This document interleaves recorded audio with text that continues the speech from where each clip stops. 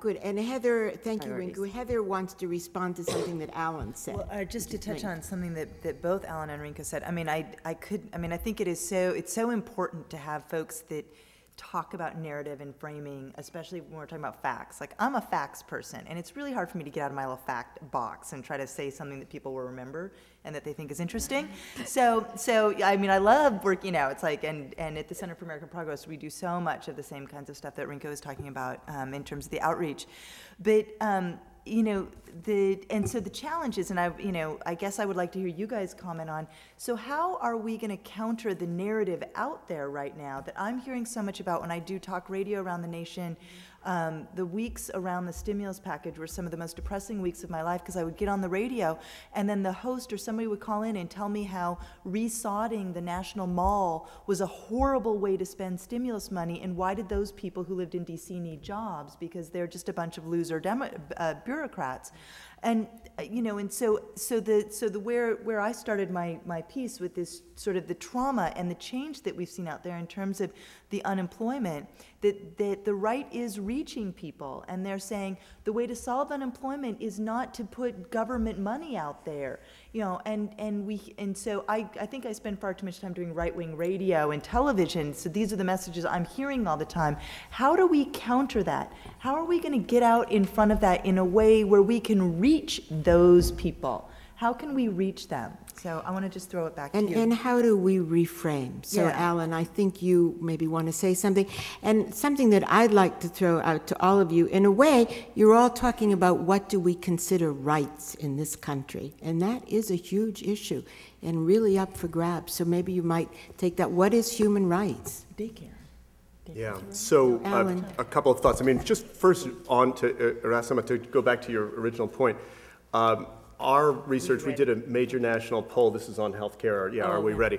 We did a major national poll of the U.S. public about how they think about human rights. 86% of Americans said they believe strongly that healthcare is a human right and that government is responsible. However, when asked, is it a human rights violation for undocumented immigrants to be denied medical assistance? No. 50% said yes, and 50% said no. Now Because immigrants aren't human? well, there is a what part of human don't you understand, Exactly. right? But it's also the case that they're negotiating in their head. This is this point that Rinku raised. How can I reconcile this? And which question you ask first is hugely important.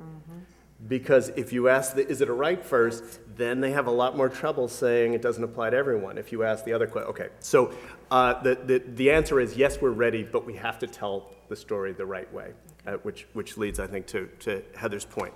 I think part of it is consistency, right, and understanding the values that we share with a wide range of Americans. So, quick example is, Obama's values that he brought into the campaign, so not his themes, but his values, were opportunity and community, right? Opportunity is the idea that everyone deserves a fair chance to achieve their full potential. Community is the idea that we're all in it together and that we share responsibility for each other, that if you're doing poorly, I can't do as well as I need to do.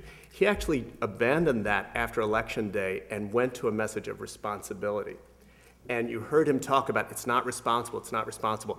And you literally saw him step back when he was dealing with the bailouts. Yep. Because he realized, or his people realized, what that responsibility message was creating. It was creating blame, and people were angry, and they were pointing fingers, and they started to reject these ideas of you can't resod the mall, you can't bail out, AIG. Some of us may have agreed, but, and he stepped back, and you haven't heard him talk about responsibility.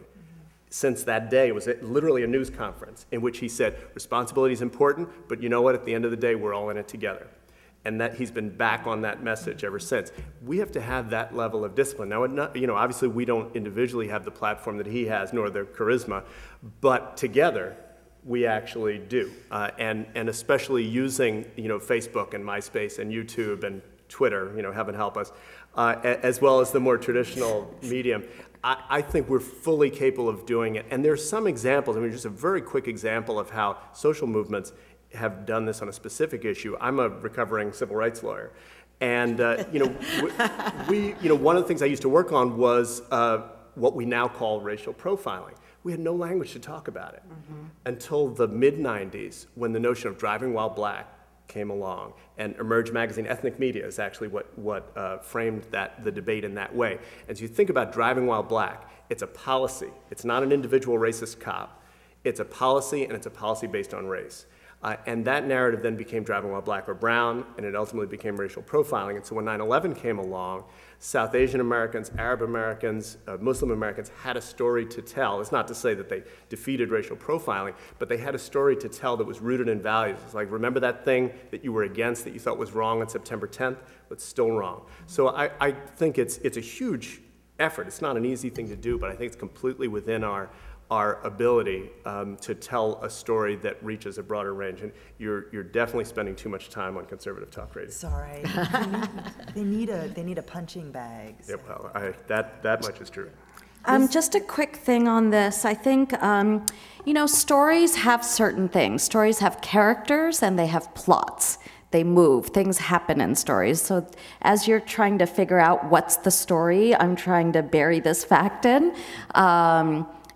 Think character and think plot, and write it down and see if those two things are there, at least those things. Marshall Gans, who is a lecturer at Harvard at the Kennedy School and who designed the public narrative training at the Camp Obamas, he says public narratives have three parts.